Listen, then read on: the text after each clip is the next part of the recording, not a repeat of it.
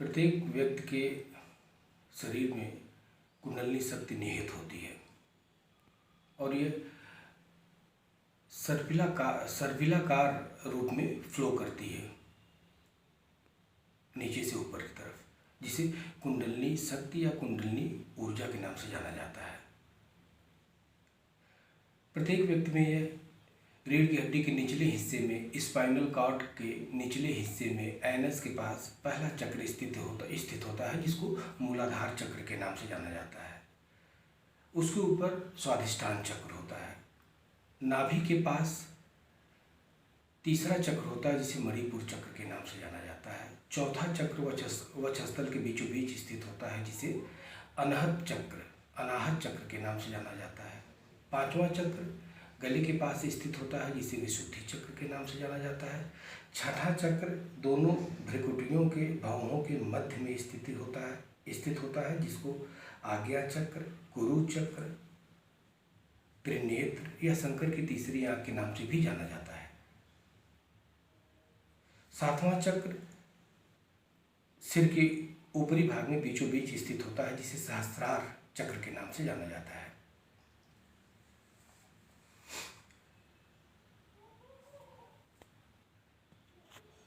कुंडलिनी जागरण के लिए मास्टर की है छठा चक्र, यानी आज्ञा चक्र, गुरु चक्र, त्रिनेत्र। सुखासन मुद्रा में बैठ करके आंख बंद करके अपना ध्यान धीरे धीरे छठे चक्र पर केंद्रित करना चाहिए।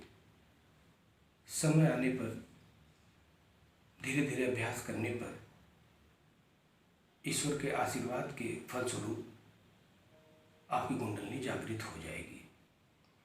कुंडलिनी जागृत होने के बाद मूलाधार से ऊर्जा तीव्र गति से सहस्त्रार की तरफ प्रस्थान करती है। ऐसी स्थिति में अगर व्यक्ति के पास व्यक्तिगत सद्गुरु है तो वो उसको निर्देशित कर सकते हैं, लेकिन व्यक्ति ने अगर अपनी कुंडलिनी जागृति यदि टीवी के माध्यम से, इंटरनेट के माध्यम से, यूट्यूब इत्यादि के माध्यम से जागृत की है या उनके निर्देशन में जागृत किया है, तो उसमें व्यक्तिगत गुरु आपके पास नहीं होते हैं। ऐसी स्थिति में जब ऊर्जा मूलाधार से सहस्त्रार की ओर तीव्र गति से चलती है तो ऐसा लगता है जैसे यहाँ से भेद करके निकल जाएगी। ऐसी स्थिति में मानसिक विकार इत्यादि भी हो सकते हैं। तो इससे बचने के लिए जब ये लगे कि ऊर्जा बड़ी तीव्र गति से सहस्त्रार की तरफ प्रस्थान कर रही है और रोके नहीं रुक रही है, तो ऐसी स्थिति में व्यक्ति को अपना ध्यान मूलाधार चक्र या अनाहत चक्र या मूलाधार चक्र पर केंद्रित करना चाहिए। जिससे होगा क्या कि वो जो तीव्र गति से ऊपर की तरफ ऊर्जा जा रही है, कुंडलिनी शक्ति जा रही है, वो रुक जाएगी या उसकी गति धीमी हो जाएगी।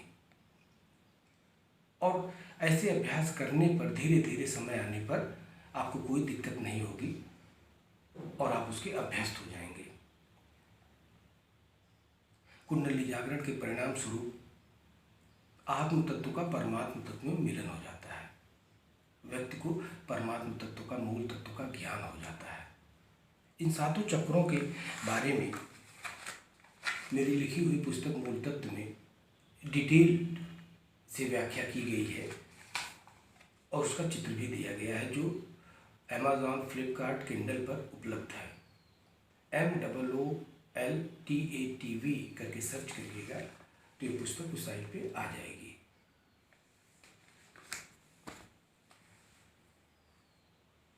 जब कुंडलिनी आपकी जागृत हो जाएगी तो आपके अंदर नाद की गूंज प्रकट होगी। ओम नाद, घंटी नाद, बांसुरी नाद, सीटी नाद इत्यादि प्रकार के नाद और गूंज आपके शरीर में प्रकट हो जाएंगे और आपको सुनाई देने लगेंगे। योग शब्द की उत्पत्ति ही कुंडलिनी जागरण के परिणाम स्वरूप हुई। बाकी सभी योगा फिजिकल एक्सरसाइज मात्र है, शारीरिक अभ्यास मात्र है। अब आत्म तत्व, परमात्म तत्व, ये तो बड़े फिलोसॉफिकल दार्शनिक लैंग्वेजेस लगते हैं, तो इसको एक उदाहरण के द्वारा मैं समझाना चाहता हूँ। समुद्र का जल वाष्पीकृत होकर के भाप बन करके विभिन्न स्थानों पर वर्षा करता है, फलस्वरूप भिन्न भिन्न नामों की नदियों का सृजन होता है, गंगा, यमुना, ब्रह्मपुत्र इत्यादि। फॉर एग्जाम्पल, समुद्र को आप परमात्मा तत्व मान लीजिए। समुद्र में भी जल है और नदियों में भी जल है, लेकिन समुद्र से विलग होने के कारण वो नदी के रूप में सृजित हो गई, वो संकुचित हो गई। और जब नदियाँ समय आने पर बहते हुए समुद्र में मिल जाती हैं तो फिर वो एकाकार हो जाती हैं और समुद्र के नाम से ही जानी जाती हैं। फिर इसी प्रकार परमात्म तत्व में स्वाभाविक रूप से असंख्य शरीरों का उद्भव होता है, उत्पत्ति होती है। लेकिन कुंडलिनी जागरण सिर्फ मनुष्य शरीर द्वारा ही संभव हो पाता है। इसीलिए मानव शरीर को दुर्लभ श्रेणी का संत महात्मा घोषित करते हैं। इसी शरीर में कुंडलिनी जागरण के परिणाम स्वरूप व्यक्ति अपनी आत्मा का परमात्मा में मिलन कर सकता है, मोक्ष प्राप्त कर सकता है।